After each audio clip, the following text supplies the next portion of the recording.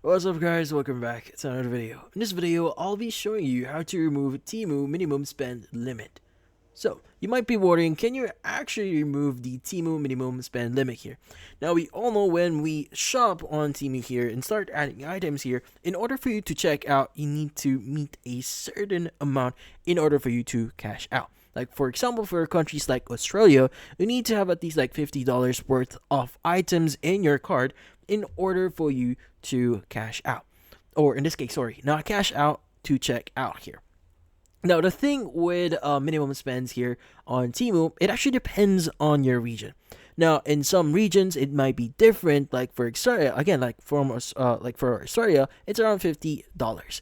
Now, in this case, can you actually remove it? But that said, it's actually dependent on your current region. Like for example, in Australia, you won't be able to remove the minimum spend limit in your account because again, there's an ongoing policy for that. So they're actually saving up or they're actually reducing plastic waste. That's why it's required for Temu to place that specific minimum spend. So basically, they're just adhering to rules within that specific region. But in some cases, if you're not in a country that requires to have the minimum spend, you could actually contact support in order for you to remove that. So you want to open up Temu here, go to the U tab, click on the support button, and you see at the top right here next to settings, and just basically just contact support here. Click on contact us, and just contact them. Now, in this case, you want to basically request them that you need assistance removing the minimum spend on your account.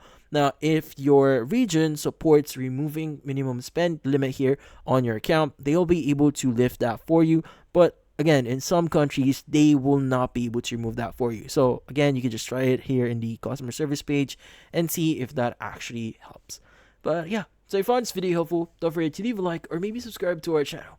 Thank you for watching.